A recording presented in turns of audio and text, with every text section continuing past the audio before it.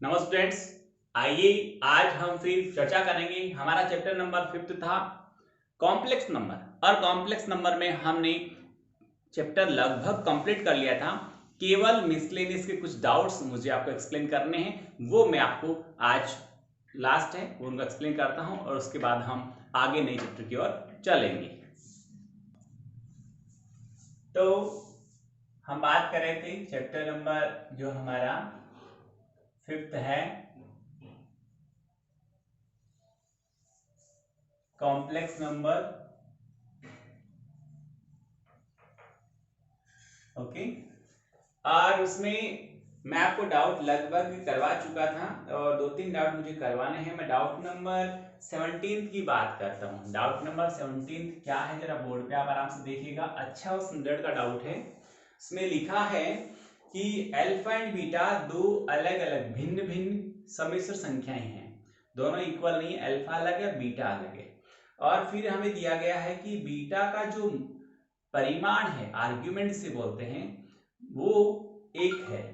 और फिर नेक्स्ट है हमारे पास में कि beta minus alpha upon 1 minus alpha का संयुग्मी इंटू बीटा का परिमाण का मान हमें ज्ञात करना है। आप कहेंगे हमें दिया गया है कि अल्फा तथा बीटा दो अलग अलग सम्मिश्र संख्याएं हैं। सम्मिश्र संख्याएं हैं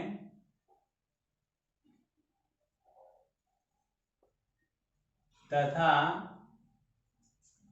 जो बीटा का जो मापांक है वो एक है। इतनी जानकारी हमें दी गई है। अब हमें क्या ज्ञात करना है, हमें beta minus alpha upon 1 minus alpha का संयुग्मी इंटू बीटा का परिमाण, मैग्नीट्यूड से आर्ग्यू वो हमें पता करना है, परिमाण पता करना है। ओके, तो हम बात करते हैं स्टूडेंट, जरा देखिए इधर। सिंपल वे की बात करता हूं, बहुत सिंपल वे की। इसका जो सॉल्यूशन है, इसका जो हल है, वो हमें ये इस तरह से निकालना है कि बीटा का परिमाण या मापांक, जो जिसे हम बोलते हैं ना मापांक, मापांक। तो ये इसको मैं इस तरह से लिखूं तो ये होता है एक्चुअल में बीटा का संयुग्मी इंटू बीटा।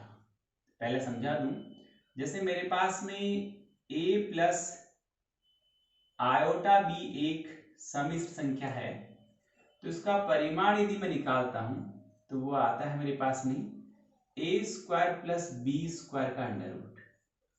फिर मैं यदि परिमाण का स्क्वायर करता हूं तो a square plus B square आता है। अब ये तो मैंने इस तरह से निकाला है। अब z हमें दिया हुआ था a प्लस आयोटा बी, तो इसका संयुग्मी होता है a माइनस आयोटा बी। सिर्फ आयोटा वाले पद का निशान बदल जाता है। अब z को z बार से यदि मल्टीप्लाई करें तो a प्लस आयोटा बी और a minus iota B. Okay, इन दोनों गुणा किया जाए तो जरा देखिएगा, ये एक बार क्या है प्लस में, एक बार माइनस में, तो a प्लस बी और a माइनस बी प्रॉपर्टी लग जाएगी, आइडेंटिटी यूज होगी, a square minus B square. तो a की जगह तो a स्क्वायर है वो ही जाएगा, यहाँ पर माइनस आयोटा b का होल स्क्वायर होगा। क्लियर है इतनी बात? इसे मैं आगे सोल्व करता हूं तो a स्क्वायर हो चुका है, माइनस आयोटा स्क्वायर हो जाएगा और b का स्क्वायर हो जाएगा। आपको मैं पहले भी बता चुका हूं, आयोटा स्क्वायर का वैल्यू -1 होता है, तो यहाँ इसका वैल्यू क्या आएगा, -1 आएगा। क्या आएगा, -1। -1 इसे इंटू होगा तो +1 बी स्क्वायर बन जाएगा। यानी इसका रिजल्ट आया a square plus B square. किसका रिजल्ट आया, z इंटू जेड का संयुग्मी, z इंटू जेड का संयुग्मी, z इंटू जेड बार का रिजल्ट आया। तो देखो ये दोनों इक्वल है कि नहीं है। तो किसी भी सम्मिश्र संख्या, किसी भी कॉम्प्लेक्स नंबर के मापांक का स्क्वायर क्या होता है, उस कॉम्प्लेक्स नंबर और उसका जो z बार है उसके प्रोडक्ट गुणनफल के बराबर होता है, यानी the square of the magnitude of any complex number is equal z into z bar. ऐसा हम लिख सकते हैं, देख लीजिए एक बार बोर्ड पे आराम से। और मैंने यही इसको लिखा है, ये मैंने आपको एक्सप्लेन करने के लिए लिखा है, इसको हटाऊंगा अभी मैं।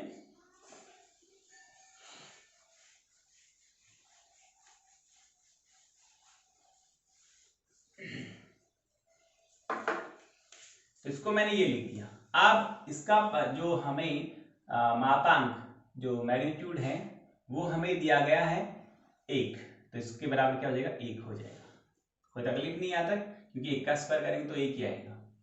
अब आप कहेंगे कि हमें पता करना था कि beta minus alpha divided by 1 minus alpha bar into beta.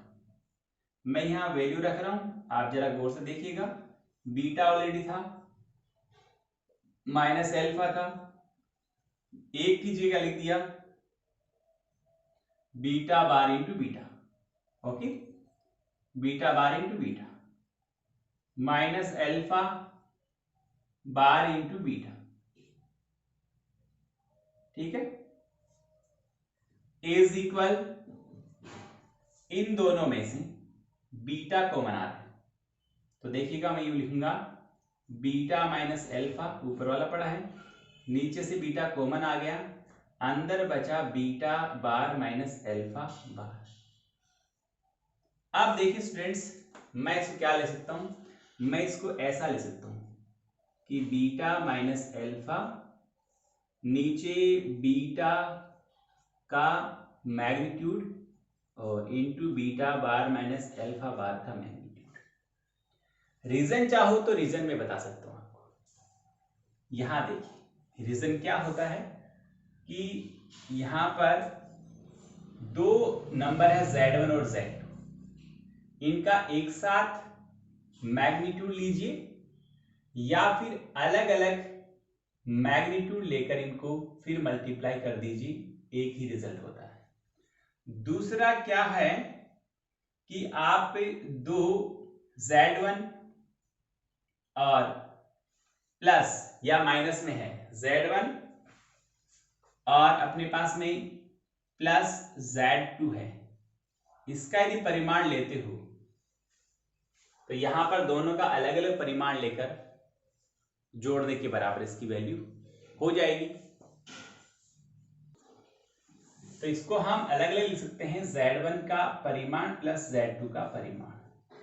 एक और बताना चाह रहा था मैं कि Z1 by Z2, Z1 by Z2, ये सारी प्रॉपर्टीज लिख रहा हूं मैं, तो इसको हम अलग अलग लिख सकते हैं, Z1 का मैग्नीट्यूड और इंटू डिवाइड बाई Z2 का मैग्नीट्यूड। एक और देखिएगा यहां पर कि यदि ऐसा है कि दो कॉम्प्लेक्स नंबर है Z1 और Z2, इन दोनों का अलग अलग संयुग्मी है, समझ में आ गया, अलग अलग इन दोनों का संयुग्मी है, तो आप चाहे संयुग्मी लेकर घटाएं या दोनों को घटाकर फिर संयुग्मी ले लें एक साथ, दोनों का मीनिंग एक ही होता है।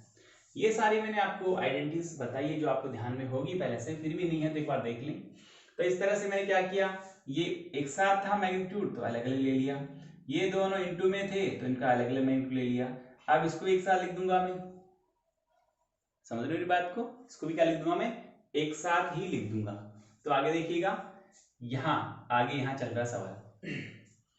तो हमारे पास क्या हुआ कि ऊपर है बीटा माइनस एल्फा का मैग्नीट्यूड, नीचे बीटा का मैग्नीट्यूड, सॉरी जो था वो 1 था, लिख देता हूं यहां पर, बीटा का मैग्नीट्यूड हमें गिवन है वो 1 था, तो यहां पर हमारे पास क्या बचा कि बीटा और माइनस एल्फा एक साथ इसका संयुग्मी हो गया।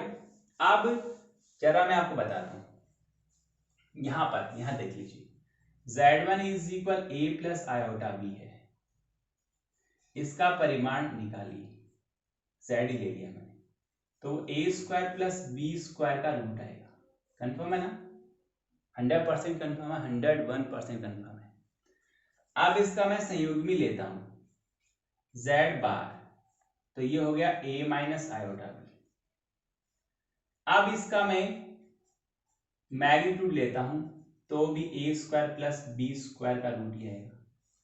यानी किसी कॉम्प्लेक्स नंबर और उसके संयोगी का हमेशा क्या मापांक समान होता है, यानी z हो या z का मापांक हो या z बार का मापांक हो, दोनों क्या होते हैं, सदैव बराबर होते हैं। इसको ध्यान में रख लीजिएगा आप। और चाहो तो यहाँ लिख भी देता हूं मैं, कोई दिक्कत नहीं है, कि z का मापांक बराबर होता है z बार का मापांक। ओके, तो यहां पर क्या होगा, स्टूडेंट चाहे इस ऊपर वाले का मापांक लो चाहे इसका मापांक लो, दोनों बराबर आएगा। यानी आप चाहो तो यहाँ लिख दूंगा मैं कि या लिख रखा मैंने कि z का मापांक और z बार का मापांक इक्वल होता है, तो ये किसके इक्वल हो जाएगा, 1, क्योंकि जितना इसका आएगा उतना ही इसका आएगा, दोनों बराबर है ना, दोनों बराबर है, तो क्या आएगा, 1 आएगा। तो हम लिख देंगे कि हमारे पास में जो था कि beta minus alpha divide by 1 minus alpha bar into beta का जो मापांक है वो किसके बराबर आएगा, 1 के बराबर है। इसको आराम से एक बार देख लीजिएगा, समझ ले आराम से। फिर स्टूडेंट्स मैं आगे बात करता हूं। आगे हमारा डाउट इस प्रकार रहेगा, ये उतार ले आराम से, स्क्रीन छोड़ ले, बहुत बढ़िया डाउट है, स्टैंडर्ड का डाउट है।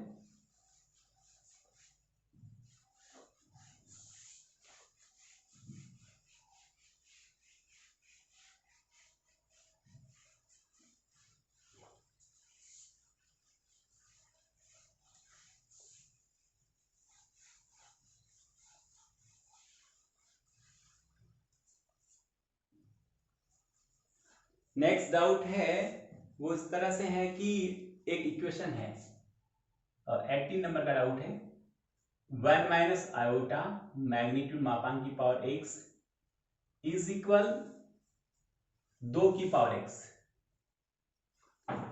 के कितने हल, x के कितने मान, शून्यतर मान, यानी कितने पॉजिटिव वैल्यू पॉसिबल है जो इसको सेटिस्फाई करता है।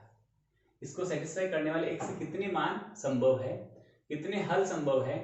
सवाल आपके पास किताब में पड़ा है, 18 नंबर का, 18 नंबर का डाउट है। मैं इसको सोल्व करूंगा, कैसे करूंगा वो जरा आप देखिएगा। ए इसका मापांक आएगा, तो मापांक कैसे निकालते हैं, मैग्नीट्यूड कैसे पता करते हैं कि फर्स्ट नंबर का स्क्वायर यानी 1 का स्क्वायर और आयोटा के कोफिशिएंट गुणांक का स्क्वायर, तो वो आएगा -1 का होल स्क्वायर का root is equal to raise to x। ये 1 हो गया, ये भी 1 हो गया, ये √2 हो गया। ओके, इसके ऊपर पावर सॉरी x पड़ी थी वो नहीं आने लगी, अब लगा देता हूं। यहां भी पावर x पड़ी is equal to raise to x पड़ी। इसको मैं ऐसा लिखता हूं, 2 की पावर x बटे 2 और 2 की पावर x। हो गया क्लियर। दोनों के आधार समान है, बेस सेम है दोनों की, इसका बेस भी 2 इसका बेस भी 2 है, तो क्या पावर सेम है, तो ये दोनों LHS और RHS इक्वल होने के लिए बेस जब सेम है तो पावर भी सेम होनी चाहिए। तो हम लिख देंगे by compare to both side, दोनों पक्षों की जब तुलना की जाती है, दोनों पक्षों की तुलना करने पर, दोनों पक्षों की तुलना करने पर क्या होगा कि x बटा 2 बराबर x, जो कि कभी संभव नहीं है, कभी भी संभव नहीं है, स्थिति नहीं है। अतः यहां लिखा हुआ उत्तर है शून्येतर पूर्णांक मूलों की संख्या, अतः शून्येतर पूर्णांक मूलों की संख्या शून्य होगी, यानी कोई नहीं होगी, क्योंकि ये स्थिति कंडीशन ही पॉसिबल नहीं है, तो इसको हल करना पॉसिबल कहां से होगा। तो ये हुआ डाउट नंबर 18। आगे देखिए डाउट नंबर 19 की बात करता हूं। ये डाउट थोड़े से अलग थे, इसलिए मैं आपको सब सारे बता रहा हूं। जो डाउट मुझे लगता है कि आप कर सकते हो तो उनकी बात आप खुद करें, स्वयं करें, आप अच्छी तरह से देख सकते हैं। तो वो है a plus iota B. Doubt number 19 है a plus iota B brackets close. Next है c plus iota D, c plus iota D. Next है e plus iota F, e plus iota F.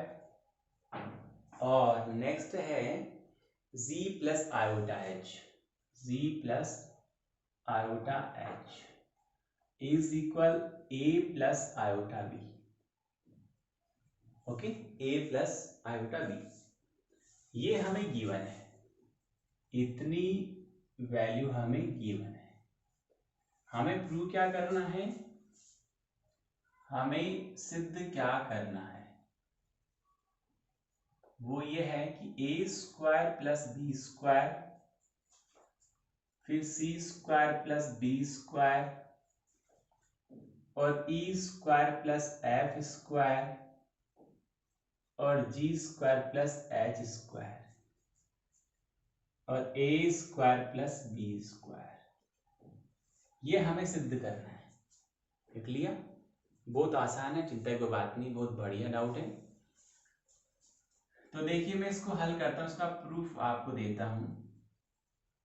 और वो है कि हमें दिया हुआ था a plus iota B, c plus iota D और e प्लस आयोटा एफ और z प्लस आयोटा एच और is equal a plus iota B हमें दिया होता है। अब मैं दोनों पक्षों का स्क्वायर बोल सकता हूँ, स्क्वायर ना बोल के अच्छी लैंग्वेज बोलो तो मैं इस दोनों पक्षों का मापांक लेता हूँ। तो हम दोनों पक्षों मापांक लिखते ऐसे लगा दूंगा, देखो ऐसे, और सारे अंदर जो है उनको वापस से लिख देता हूँ। अभी स्टूडेंट्स मैंने आपको एक प्रॉपर्टी एक्सप्लेन की थी कि दो या दो से अधिक जब कॉम्प्लेक्स नंबर होती है तो उनको मल्टीप्लाई करके उन, तो देखिए इसे मैं इन सबको एज इट 1 2 3 एंड 4 और इसका मैग्नीट्यूड का साइन मैंने लगा दिया यहाँ पर, और a प्लस आयोटा b का भी मैं इधर मैग्नीट्यूड लेता हूँ। आपको पता है मैग्नीट्यूड लेते हैं तो रियल नंबर का स्क्वायर प्लस इमेजिनरी नंबर के स्क्वायर के सम का रूट होता है। जिसका आयोटा नहीं है वो रियल वैल्यू है, जिसके साथ आयोटा है वो इमेजिनरी वैल्यू है। The square of the real number and the square sum of the square of real number and imaginary number of that square root is called the magnitude of the given complex number. यानी किसी भी complex number का magnitude उसके real number के square और imaginary number के square के sum की रूट के इक्वल होता है। तो यहाँ पर रियल वैल्यू कौन है सॉरी वो है ए स्क्वायर और प्लस ये आएगा बी स्क्वायर और यहाँ पर आएगा सी स्क्वायर प्लस डी स्क्वायर और ई स्क्वायर प्लस एफ स्क्वायर और यहाँ सबका एक साथ रूट लगा दूं आप चाहो तो, या सबका अलग अलग रूट भी आप लगा सकते हो, ठीक है ना। और रूट नहीं लगाना हो क्योंकि जब मैग्नीट्यूड लेते हैं तो इसके ऊपर रूट आएगा, ऐसे सब पे रूट आएगा ऐसे।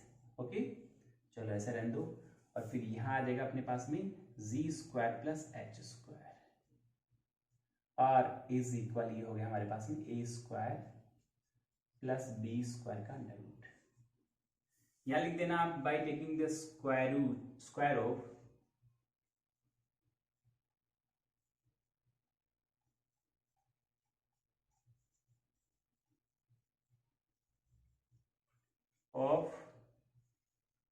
Both side. आप दोनों साइड का स्क्वायर लेते हैं तो जैसे रूट रिमूव हो जाएगा, ये A square plus B square बनेगा, ये C square plus D square बनेगा, ये E square plus F square बनेगा और ये G square plus H square बनेगा is equal A square plus B square. ये हमें प्राप्त हो गया।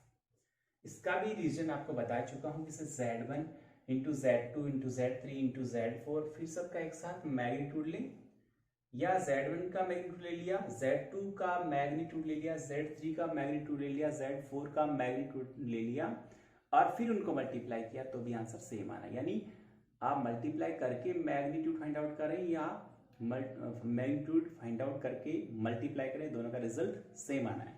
ओके, तो ये हमारा डाउट नंबर 19 सोल्व हो चुका है। आगे देखिए, लास्ट डाउट है 20 नंबर का डाउट।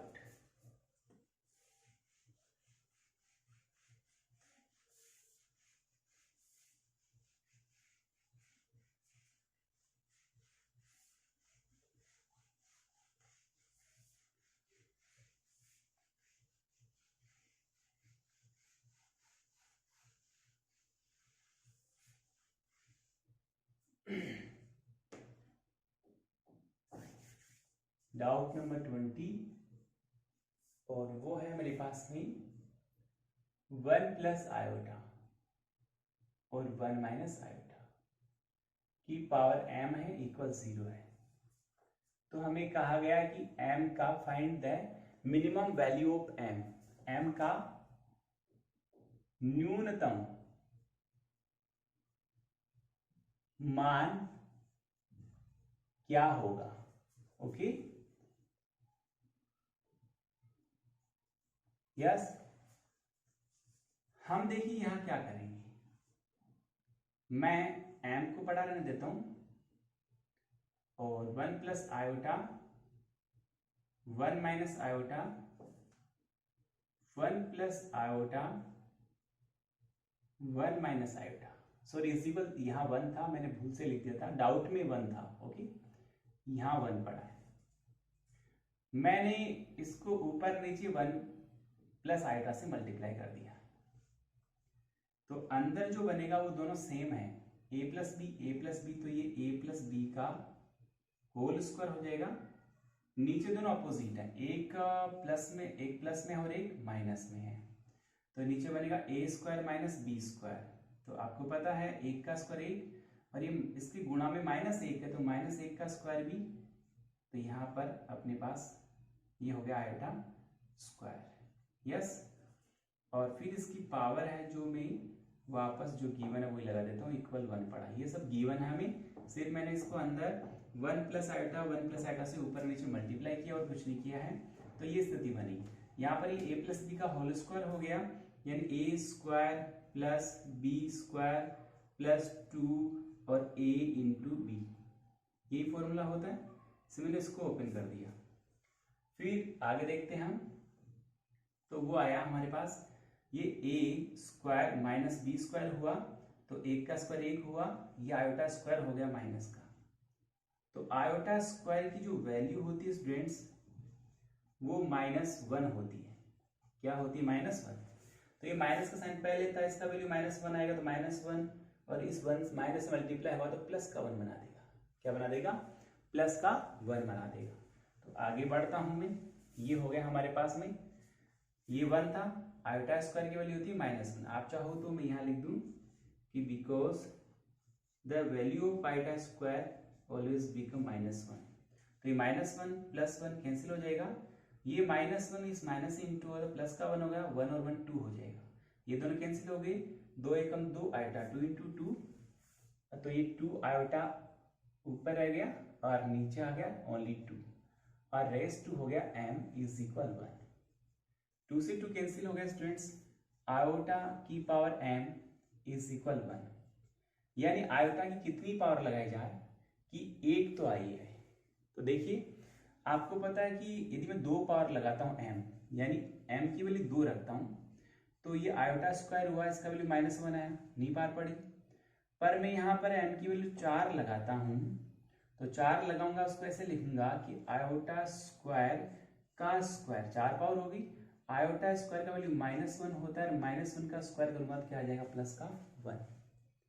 तो इसका चाहे आयोटा पे कितनी ही भी पावर लगाओ, उसका जो रिजल्ट आएगा वो -1 प्लस 1 -1 प्लस 1 इस तरह से जाएगा, यदि हम पावर लगाते जा रहे हैं तो हम यह देखेंगे कि जो m की वैल्यू है कम से कम पावर 4 होती है तब जाकर 1 बनता है। उसके ऊपर यदि मान लो मैंने 6 पावर लगाई है, तो 6 पावर देखिए, 6 पावर में क्या आएगा? माइनस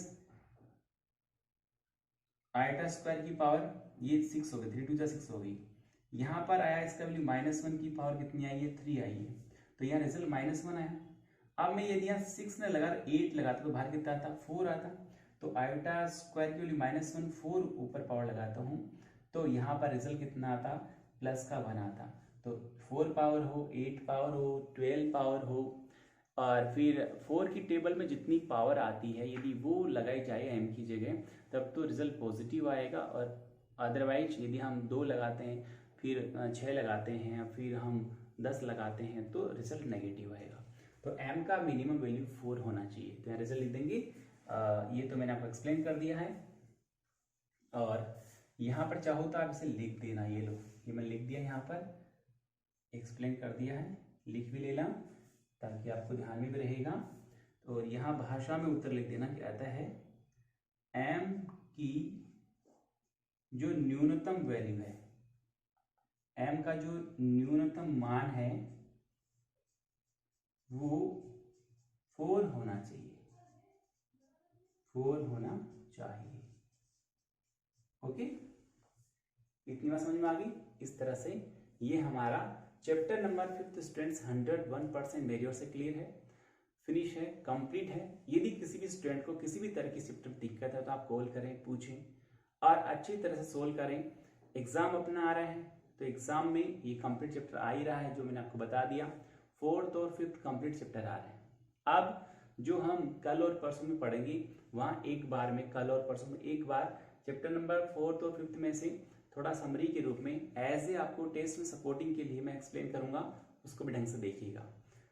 2 मिनट मार्क लेना चाहूंगा कि मैंने आपका सिलेबस टोटल प्रत्येक सब्जेक्ट का सिलेबस 14 अक्टूबर के मेरे जो वीडियोस हैं उन सब के साथ मैंने अटैच किया है। मतलब वीडियो तो कंप्लीट 30 मिनट का वो है ही, उसके साथ में अलग से एक फाइल अटैच किया, उसमें टोटल सिलेबस है हर सब्जेक्ट का, 10th, 11th और 12th का सिलेबस है। जिस भी बच्चे को समझ में नहीं आया 14 अक्टूबर का मेरा वो वीडियो में अटैच है, वहाँ देख लें।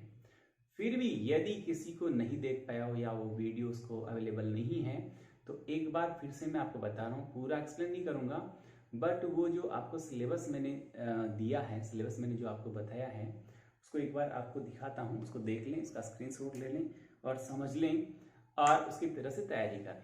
और स्टूडेंट्स मैं आपको बताना चाह रहा हूँ कि अच्छी तरह से आप सब लोग तैयारी करें, मेहनत करें।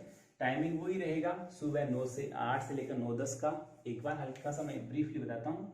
8 से फर्स्ट शिफ्ट रहेगी हमारी, शिफ्ट रहेगी ना, फर्स्ट, सेकंड, थर्ड और फोर्थ। और टाइम टेबल में भी आपको पूरा एक्सप्लेन भेज दिया है ऐप के ऊपर और एक्सप्लेन भी किया है, और मैंने साथ में सब क्लासेस में लगा भी दिया है टाइम टेबल कैसे कैसे होगा, वो भी आप देख लेंगे। फर्स्ट शिफ्ट रहेगी हमारी 8 से लेकर 9-10 तक। ओके, सेकंड शिफ्ट रहेगी हमारी वही 9:30 से लेकर 10:40 तक। ओके, और थर्ड शिफ्ट रहेगी हमारी 11 से लेकर 12:10 तक, 11 बजे से लेकर और 12:10 तक। फोर्थ जो शिफ्ट है हमारी वो 12:30 से लेकर और 1:40 तक रहेगी। ठीक है, यह आपको 1 घंटे और 10 मिनट का जो टाइम मिलता है उसमें 1 घंटे में आप अपना 1 आवर में आप अपना काम कंप्लीट कीजिए, वर्क पूरा कंप्लीट करिए, और जो 10 मिनट्स आपको मिलते हैं उसमें आप अपना सबमिशन का काम करेंगे।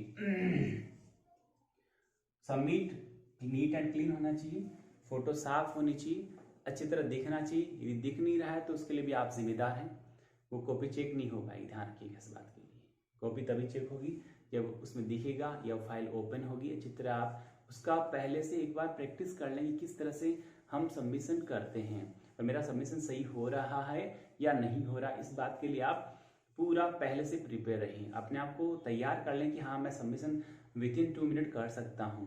और टाइमिंग आप बचा के रखिए, पेपर लेंथ ही आएगा, 50 क्वेश्चन आएंगे इस सब्जेक्ट में, तो 1 से 10 तक जो आएंगे सवाल प्रश्न आएंगे वो 1-1 नंबर के आएंगे, और आगे वाले 5 जो प्रश्न है वो 2-2 नंबर के आएंगे।